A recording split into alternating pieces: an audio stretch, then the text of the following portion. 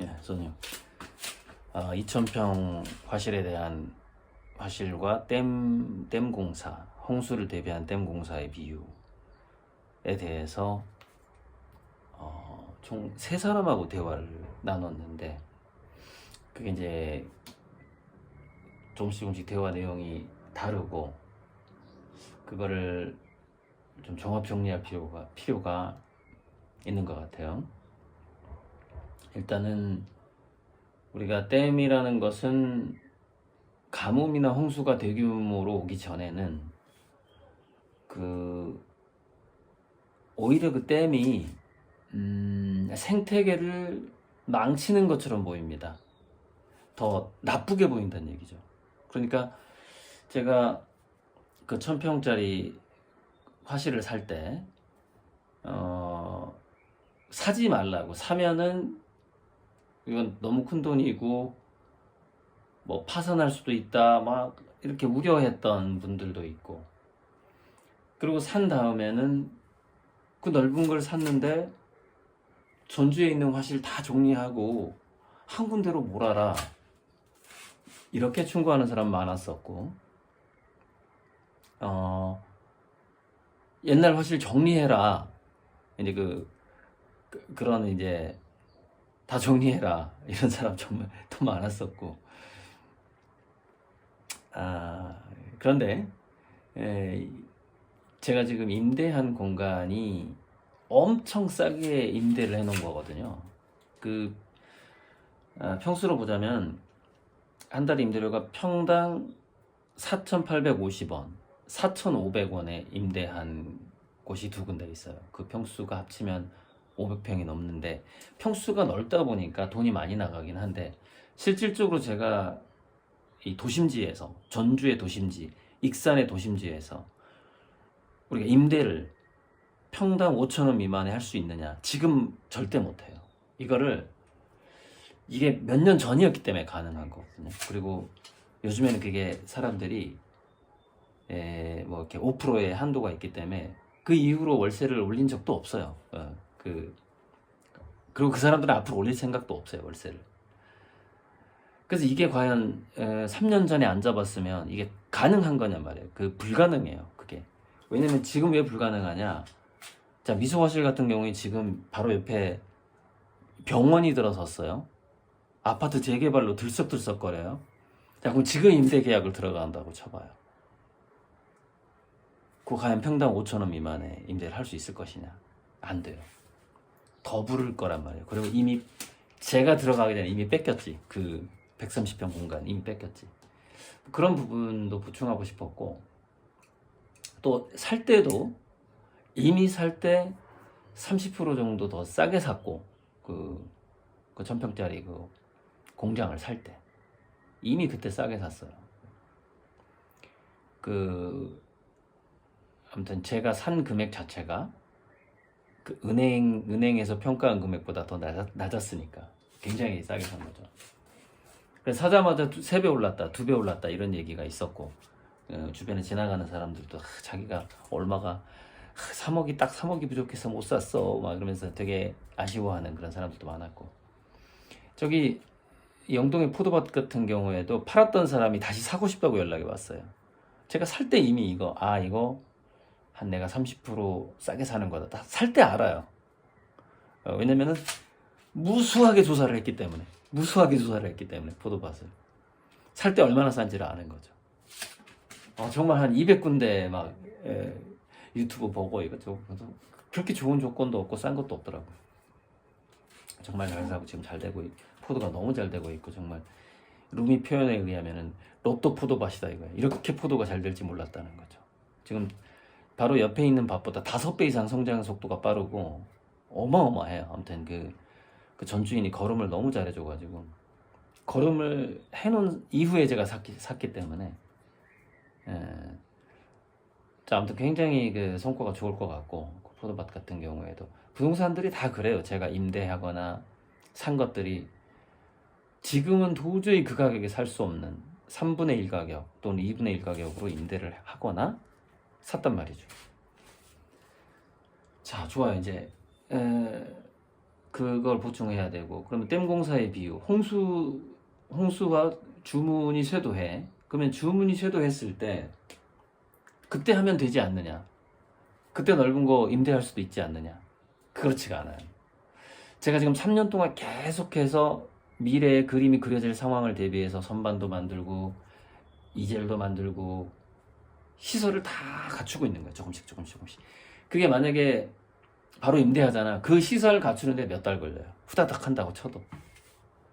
그만큼 또 이제 그때 그림 컨디션이 좋은데 그림을 못 그리는 상황이 발생하겠죠. 시설을 갖춰야 되니까. 그럼 물론 또 인건비도 많이 들어가고 또 생각할 시간이 부족해요. 어떤 시설을 갖출지에 대해서 이렇게 좌충우돌을 하게 될 수도 있고. 한 분이 이런 얘기를 하더라고. 그림을 그래 대량으로 많이 그릴 때 말릴 공간이 필요가 한데 선반에다 하면 선반을 설치하고 선반 위에 올려놓고 말리면 되지 않느냐 이러는 거예요. 자, 선반에 올리는 게 왜 안 되느냐? 그건 밭농사의 비유하고 똑같아요. 무슨 얘기냐면,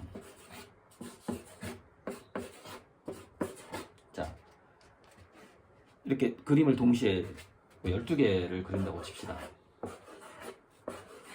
그럼 이거 사실 12개 정도면요, 밑작업하고 백칠하고 홍채 그리는 건요 하루에 12개가 끝나요. 정말 하루에 12개 할 자신 있어요.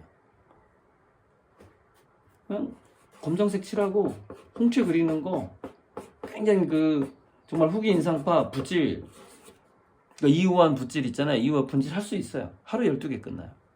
자, 근데 문제는 이 두께가 3cm씩이 넘어요. 물감이 어마어마하게 발라져 있어요. 절대 세울 수가 없어. 그럼 이걸 선반에 올리려면 선반도 튼튼해야 하지만 문제가 있어요. 자, 이렇게 되는 거예요. 다 밑작업을 했어. 그러면은 농부가 밭에 나갔을 때 어디 밭고랑에 잡초가 또 순식간에 자라잖아요. 봄이 오면. 그러면은 이것도 밭이랑 똑같아. 이거는 상추밭이고 이거는 뭐 토마토 밭이고 이거는 오이 밭이고 뭐 이런 거야. 그러면은 잡초를 뽑는 건 뭐냐면은 잘못된 거를 덮는다거나 지운다거나 하는 작업이에요. 근데 이게 매일매일 눈에 보여요.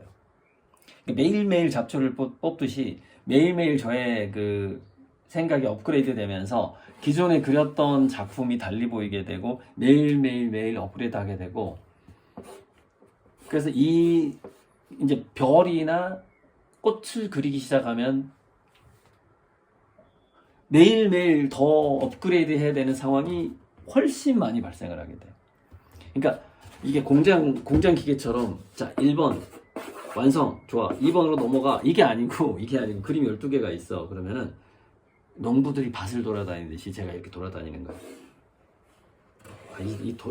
이거 자전거로 돌아다니는 자전거 타면서 막 돌아다니는 영상이 있거든요.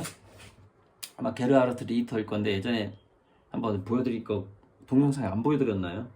유명한 영상이 있어요. 게르하르트 리히터가 자전거 타고 다니면서 그림을 계속 이렇게 보는 거야.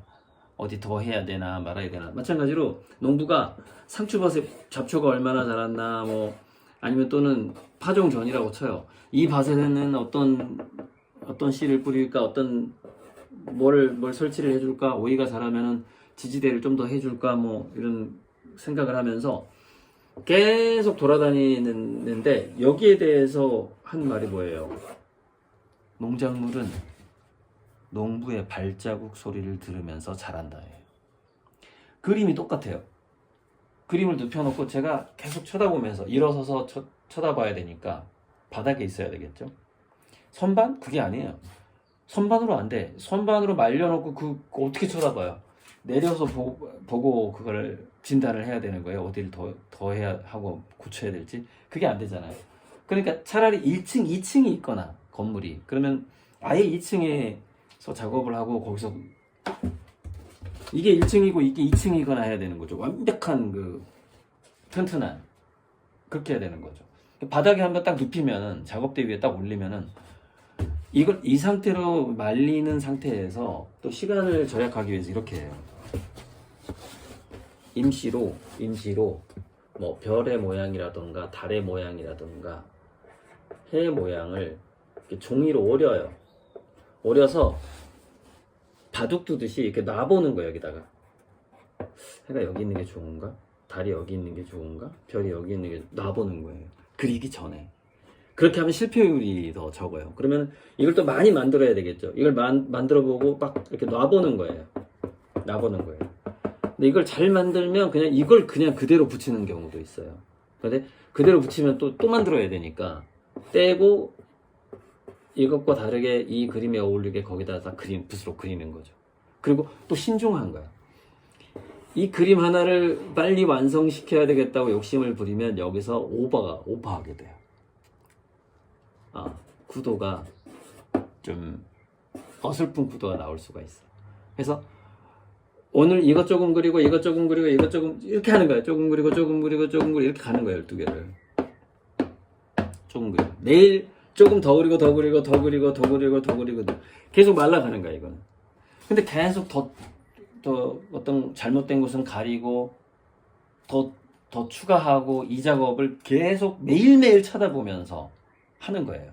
그러니까 자, 이 중에서 제가 10년 동안 쳐다보면서 고치는 그림이 있어요. 이 다락방 안에도 10년간 한 달에 며칠씩 쳐다보는 거야 이 그림을. 이거 수습해야 되나? 물론 약간 실수한 것들을 그렇게 더 쳐다보게 되는데 더 시간이 걸리게 되고 뭐 그런 게 있죠. 그래서 이 농부가 그러니까 작물들이 농부의 발자국 소리를 듣는다. 그림도 마찬가지예요. 내가 이 작품들을 눕혀놓고 옆에를 계속 걸어 다녀야 되는 거예요.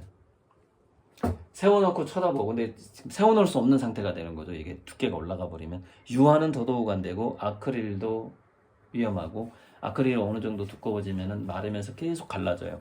갈라지는 틈에 보통 5번에서 10번 같은 색의 물감을 채워 넣어줘야 돼요. 그래야 그게 탄탄하게 마무리가 돼요. 자, 그게 있고. 그래서 선반에 말리면 어때라는 질문한 사람이 있는데, 그게 불가능하다라는 거예요. 그래서 그 넓은 평수가 필요해지게 되고, 여기, 예를 들어서 미소화실이다 그러면은 거기에 한 200호 4개 정도밖에 4-5개 이 정도가 가능하고, 청발이면은 훨씬 더, 1000평이니까 한 50개 정도 깔 수가 있고, 그렇게 되죠. 여기 전주에 있는 화실 같은 경우에도 한 20-30개 정도 이게 가능한 상태로 만들 수 있고 그렇게 되는 거죠. 그래서 하루는 A 화실을 이렇게 돌아다니는 거고 마치 농부가 텃밭도 가보고 저기 좀 산 밑에 있는 밭도 가보고 이렇게 하듯이 계속 그렇게 농사를 짓듯이 매일매일 쳐다보는 거예요. 이 그림들이 막 자라는 거예요. 익어가는 거야. 그림들이 익어가듯이 그 농사 짓듯이 그렇게 하는 거죠. 자, 그런데 여기 이제 그 화실이 좁아버리면은 일단은 이제 물량이 안 나오겠죠. 그 대량 생산이 불가능하죠. 시간을 효율적으로 쓸 수가 없어요. 이 얘기를 해야 되겠네. 그러면은 주문 홍수가 와요. 주문 홍수가 오는데 좋은 완성작을 많이 그려놓게 되면은 한 10군데에서 동시에 전시 의뢰가 와요. 보통 전시 의뢰는 미술관에서 올 수도 있고 갤러리에서 올 수도 있어요. 갤러리는 그림이 잘 팔릴 것 같으니까 연락을 하는 거고, 미술관은 이 시대 정신이 양자역학, 평행우주론 이런 어떤 유행이 와. 그 어떤 그림의 컨셉의 유행이 와. 그러면은 그 그림을 꼭 우리 미술관에서도 전시를 해서 시민들에게 보여주고 싶어. 그럴 때 연락이 온단 말이죠. 그런데 그 유행이 프랑스에는 오고 캐나다에는 안 오고 미국에는 오고 호주에는 안 오냐, 그게 아니라 전 세계적 동시다발적으로 그 유행이 와요. 그러다 보니까 미술관 갤러리에서 한번 요청이 오기 시작하면 마치 어떤 현상이 벌어지냐, 김윤찬이 이제 그때 대단한 콩쿠르에서 피아노를 잘 치는 걸 전 세계인들이 봤어. 그럼 막 연락이 오죠. 우리 공연장에서도 해주세요. 그러면 음악가는 자기가 직접 몸으로 해야 되기 때문에 연주를 미리 해놓고 녹음본을 보낼 수가 없잖아요. 바이올리니스트나 피아노 가수들은 자기 몸이 가야 되잖아요. 몸이 하나니까. 그래서 어떻게 돼요? 5년 동안의 공연 스케줄이 차게 되는 거예요. 5년 동안. 그래서 우선순위를 정하겠죠. 이렇게 나라별로 이렇게 동선을 짜든지 아니면 더 좋은 공연장, 더 돈을 더 많이 주는, 공연료를 더 많이 주는 데를 뭐 우선으로 한다, 이렇게 거점으로 삼아서 나머지를 틈틈이 그 주변부로 가면서 이렇게 한다든지 그 짜겠죠. 음악가는 그렇게 할 수밖에 없죠. 자, 화가는 그렇지 않아요. 화가는 100군데서 전시 요청이 오면 100군데 다 그림 보낼 수 있어요. 이렇게 음악 공연가처럼 본인이 꼭 가야 되는 게 아니에요. 그 전시장에. 그리고 그러지도 않아요. 유명한 화가들은. 그림만 보내지, 매니저가 그림만 보내지 본인이 거기 직접 안 갑니다. 대단한 미술관 뭐 이런 데 아니면은 직접 안 나타나죠. 화가들이. 자, 그러면 전 세계 미술관에서 동시다발적으로 고작가의 눈동자의 우주 그림을 우리 시민들에게 보여주고 싶어요라고 10군데면 10군데, 50군데면 50군데, 100군데면 100군데 그림을 보낼 수 있어야 돼요. 보낼 때 몇 개 보내요, 보통? 20, 30개. 100호 크기 이상 20, 30개. 그래야 한 200평을 채우거든요. 그럼 그 일이, 그 20, 30개씩 한 미술관당 보내는 그 일이 몇 년 동안 일어나느냐? 2, 3년 만에 한꺼번에 일어나는 거예요. 2, 3년 만에. 준비되어 있지 않으면 절대 그거를 예스를 못합니다. 그러면 그럴 때 자, 어떤 화가는 준비가 안 돼 있으면 90%를 캔슬하겠죠. 10군데에서 9군데를 캔슬하고 또 100군데에서 90군데를 캔슬하고 10군데만 보내도 정말 대단한 화가고, 그 화가 그조차 있을 수가 없어요. 10군데 동시 전시한다? 1년 내에 그림이 없어요. 그림이 없어요. 제가 최소한 그 정도는 지금 준비를 하려고 하는 거고, 100군데까지는 지금 제 화실이 좁아서 못해요. 불가능하다. 제 생각에는 20군데 동시에 전시할 정도는 2000평으로 한번 해볼 수 있을 것 같아요. 20군데 한 1년 동안 전시 스케줄을 잡을 수는 있을 것 같아요. 그 정도 물량을 24년, 25년에 만들 수 있을 것 같다는 거죠. 그러면 25년 말부터 미술관 전시를 이제 쇄도하기 시작할 텐데, 전시 요청이. 미리 해놓는 게 아니죠, 그죠? 처음에는 한 군데, 그 다음에 두 군데, 그 다음에 세 군데서 오고, 그 다음에 5군데서 오고, 그 다음에 10군데서 오고, 이렇게 올 거란 말이죠. 시간이 지나면서. 자, 그러면 미술관에서 시민들에게, 미술관은 그림을 파는 곳이 아니에요. 그냥 눈동자의 우주 컨셉, 평행 우주 컨셉을 뭐 올해는 뭐 보여줄 때가 됐으니까 사람들이 거기에 대해서 이제 회자를 하고 뭔가 이슈화가 됐으니까 내가 당신 그림을 한번 여기 걸고 싶어요. 그룹전도 마찬가지거든요. 그룹전이라는 게 어떤 이슈가 됐을 때 화가들을 모아요. 거기에 뭐 환경 이슈다. 그럼 막 재활용품으로 작품하는 사람들 막 모아서 그룹전을 하듯이, 저도 마찬가지죠. 어떤 뭐 예를 들자면 뭐 아인슈타인 탄생 몇 주년 기념전 막 이런 게 있을 수 있어요. 현대물리학 어쩌고저쩌고 무슨 전시, 멀티버스 뭐 기획전 이렇게 할 수, 그러면 제가 초대가 되겠죠. 그런데 초대가 되려고 해도 많이 이미 알려져 있어야만이 그런 대단한 그룹전에 초대가 될 건데, 그룹전이든 개인전이든 미술관 전시든 갤러리 전시든 요청이 쇄도할 때가 온단 말이죠. 2, 3년간 딱 와요. 그러면 그 2, 3년간 최대한 많은 곳에 그림을 걸어서 보여주면 어떻게 되고, 그걸 못하면 어떻게 될까요?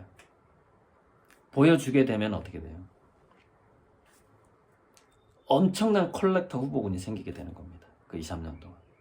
그리고 그 이후에 이제 사겠다는 사람들이 줄을 서게 되는 거죠. 사겠다는 사람들이. 그런데 그 2, 3년간의 제 그림을 전시하고 싶다라는 요청을 제가 그림이 없어서 또는 여러 가지 이유로, 건강상의 이유로 거절을 하면 어떻게 돼요? 컬렉터 후보군이 생기질 않아요. 좋은 전시장에서 그 그림을 만난 감동의 경험을 가진 사람이 극소수가 돼버리는 거죠. 저는 그 경험, 좋은 전시장에 걸려있는 제 그림, 제 태양에서 감동을 받고 그 길을 느껴보는 그 전 세계 최대 다수의 사람들에게 그 경험을 줘야만이 그 다음에 전시를 해달라는 요구가 먼저 막 와요. 그러다가 그림을 사고 싶다는 요구가 오기 시작하는 거죠. 그때부터 어떻게 돼요? 경매가가 계속 뛰게 되는 겁니다. 참 이게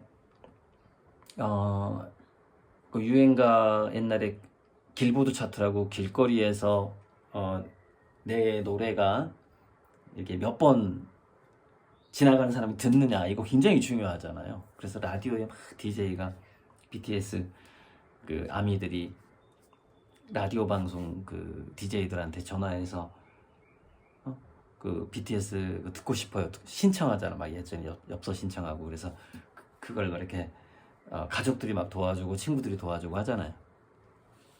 그런 것처럼 이 제 그림이 왕성한 전시를 통해서 많이 노출이 돼야 됩니다. 그 다음부터 이제 사고자 하는 사람들이 많이 늘어나고 경매가가 올라가게 되는 것이죠.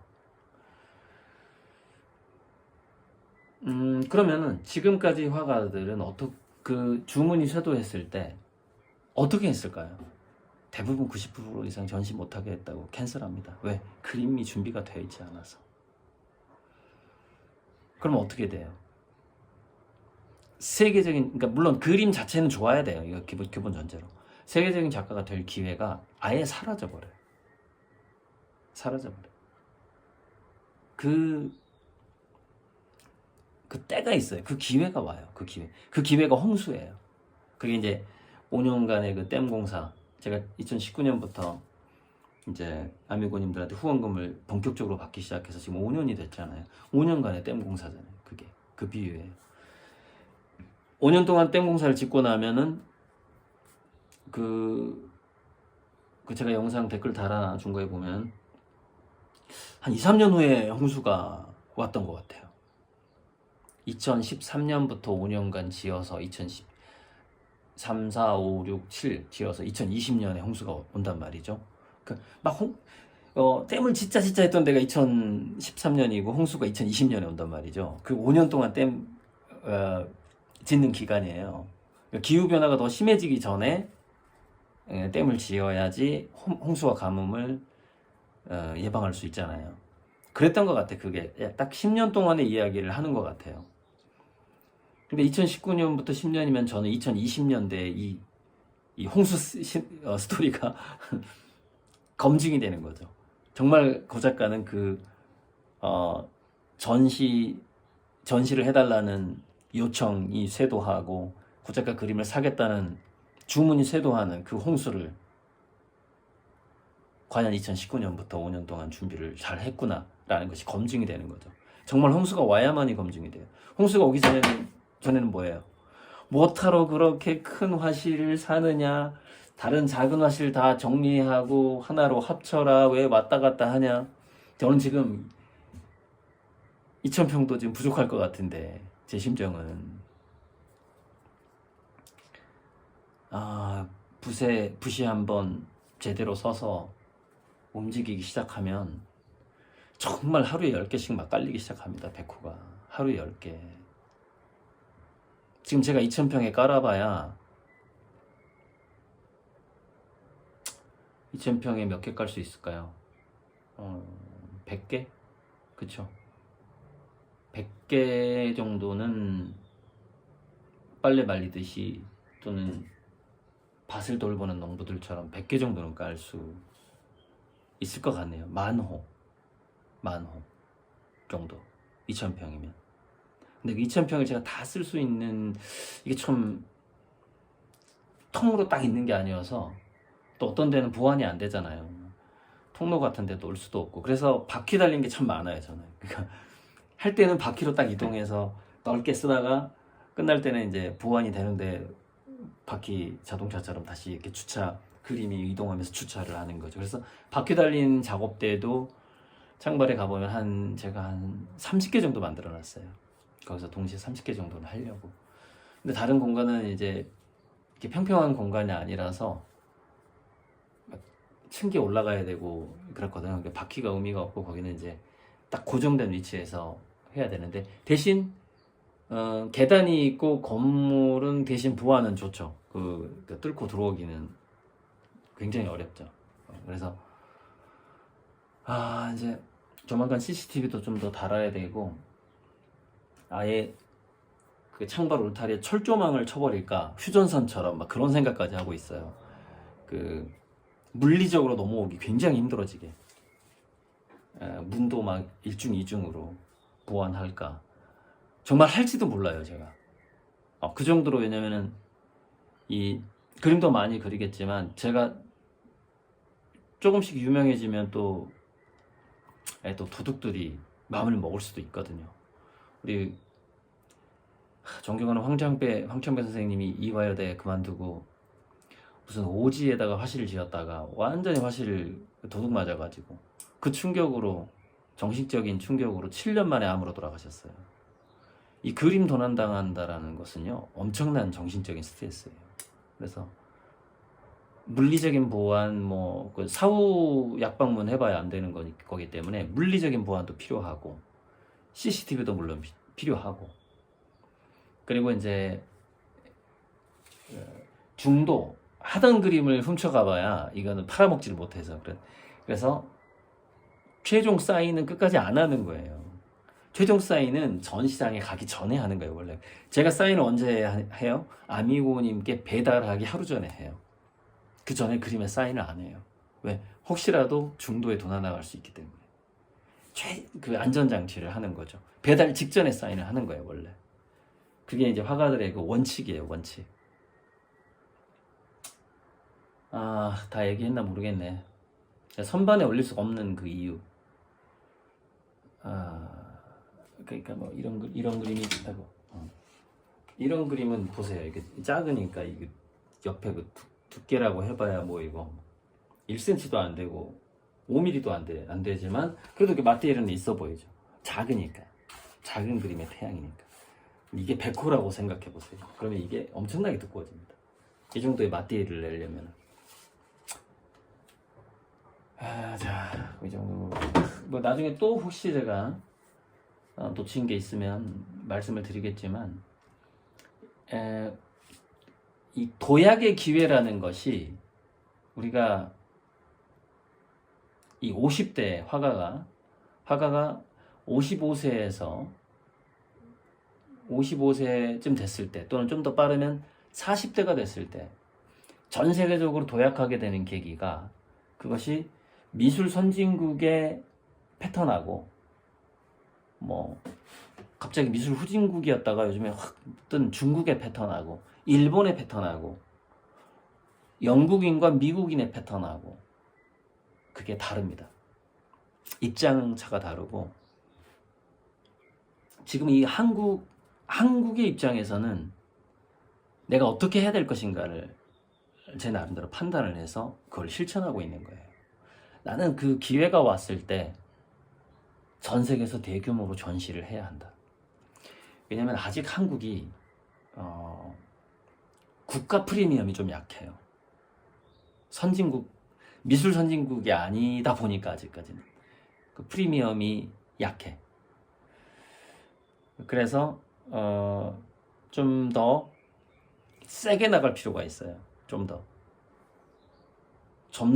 센 그림을 좀 더 많이 보여줄 필요가 있어요. 한국인 작가가 전 세계적으로 성장하고 뜨기 위해서는. 그만큼 언론 홍보도 중요하지만, 일단은 물리적으로 최대 다수에게 최선의 그림을 최대한 노출시킨다. 그래서 그 2,000평의 댐 공사를 제가 5년간 하고, 그 댐 유지하느라고 지금 돈을 1년에 2억씩 써가고 있습니다. 기본 임대료하고 관리비만 해서 1년에 2억씩을 쓰고 있는 거예요 지금. 때가 옵니다. 홍수의 때가. 자, 써님.